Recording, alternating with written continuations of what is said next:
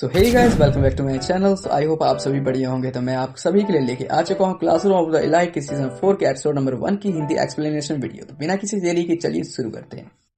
Episode की शुरुआत में हम डायरेक्टर सुकेशिरो को देखते हैं, जिसने एक बंदे को आयानो कोजी और सेकंड ईयर के सभी स्टूडेंट का डाटा दे दिया होता है ताकि वो आयानो कोजी को एक ही महीने में एक्सपेल करवा सके और आयानो कोजी वापस व्हाइट रूम जा सके। वो उस बंदे को कहता है कि ये काम बड़े ध्यान से करना पड़ेगा, अगर इसमें कोई भी गड़बड़ होती है तो आयानो कोजी के फादर किसी को नहीं छोड़ने वाले हैं। तब वो बंदा बहुत ही रूडली बिहेव करता है। तब डायरेक्टर उससे पूछते हैं कि क्या वो इस बात से नाराज है क्योंकि आयानो कोजी को व्हाइट रूम का मास्टरमाइंड कहते हैं। तब ये सुनते ही उस बंदे को काफी ज्यादा गुस्सा आता है। डायरेक्टर को लगता है कि वो पर्सन उससे कुछ छुपा रहा है, लेकिन वो उससे कुछ कहे बिना ही वहां से चला जाता है। इसके बाद हमें बताया जाता है कि अब ये लड़ाई व्हाइट रूम के दो स्टूडेंट के बीच में है। अब देखना यह है कि कौन शिकार करता है और कौन शिकार बनता है। इसके बाद सीन शिफ्ट होता है और हमें आयानो कोजी की क्लास दिखाई जाती है, जहाँ पर आयानो कोजी बैठा हुआ होता है। तभी उसके पास आकिटो आता है और उससे बात करने लगता है। आकिटो उससे पूछता है कि वो ग्रुप मीटिंग में क्यों नहीं आया था, जिसका रिप्लाई देते हुए आयानो कोजी कहता है कि वो बस थोड़ा सा बिजी था और इसके लिए वो आकिटो से सॉरी कहता है और बोलता है कि वो अगली बार ग्रुप मीटिंग में आ जाएगा। आकिटो कहता है कि उसे सॉरी बोलने की कोई जरूरत नहीं है, बस बाकियों को उसकी फिक्र हो रही थी और कुछ भी नहीं। उसके बाद वो यहाँ से चला जाता है।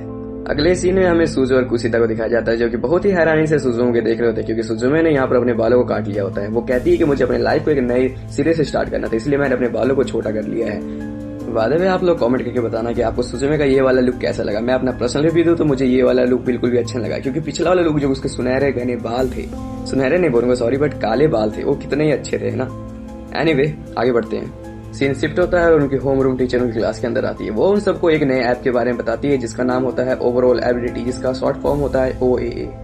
इस ऐप के अंदर आपका सारा डाटा रिकॉर्ड रहता है, जिसे आप बाद में चेक भी कर सकते हैं। इसमें आपको कुछ ग्रेड दिए जाते हैं जो कि आपकी लास्ट ईयर के परफॉर्मेंस के हिसाब से दिए जाएंगे। जहाँ पर सूडो अपना ग्रेड चेक करता है, जिसका ग्रेड E होता है, जो कि बहुत ही कम होता है। उनकी होम रूम टीचर सूडो को बताती है अगर वो मेहनत करे तो वो अपनी ग्रेड्स को बढ़ा सकता है। आयानो कोजी इन सब चीजों को बहुत ध्यान से सुन रहा होता है। वो सोचने लगता है कि इन सब के पीछे मेरे को एक्सपेल करने के लिए कोई साजिश रची गई है। इसके बाद सीन शिफ्ट होता है और उनकी होम रूम टीचर उन्हें बताती है कि उनके सेकंड ईयर के न्यू एग्जाम स्टार्ट होने वाले हैं और ये एग्जाम कुछ स्पेशल तरीके से होने वाले हैं। इस बार के एग्जाम को आपको फर्स्ट ईयर के स्टूडेंट के साथ मिलकर देना पड़ेगा, जिसके लिए आपको एक ग्रुप बनाना पड़ेगा। दोस्तों मैं आपको बता दूं, यहाँ पर ग्रुप का मतलब है 2 बच्चों का ग्रुप।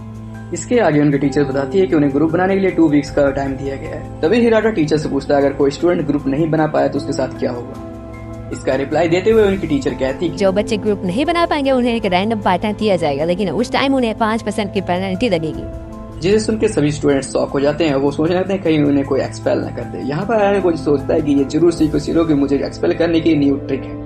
इसके बाद सीन शिफ्ट होता है और हमें आयानो कोजी को दिखाया जाता है, जो कि ग्रुप बनाने के रूल्स को पढ़ रहा होता है, जिसमें एक रूल लिखा होता है कि अगर कोई भी स्टूडेंट अपनी मर्जी से अपने स्कोर्स को कम करता है तो उसे एक्सपेल कर दिया जाएगा। आयानो कोजी सोचता है अगर मैंने गलती से व्हाइट रूम के स्टूडेंट के साथ पेयरिंग कर ली तो वो मेरा खेल उसी टाइम खत्म हो जाएगा। सीन शिफ्ट होता है और सुजुमे आयानो कोजी को मिलने के लिए बुला लेती है, जहाँ पर सुजुमे आयानो कोजी को उनके बीच हुए प्रॉमिस के बारे में याद दिलाती है, जिसके अकॉर्डिंग आयानो कोजी आने वाले एग्जाम में अगर खुद को साबित कर देता है कि वो होरिकिता से बेहतर है तो वो स्टूडेंट काउंसिल को ज्वाइन कर लेगी। लेकिन अगर वो ऐसा नहीं कर पाता है तो उसे पूरी ताकत लगा के अपनी क्लास को क्लास A तक पहुंचाना पड़ेगा, और जिसके लिए आयानो कोजी भी मान जाता है। तब सुजुने कहती है कि हमारी क्लास का सबसे कम रैंक वाला बंदा है सूडो, इसलिए हमें उसके लिए एक पार्टनर ढूंढना पड़ेगा।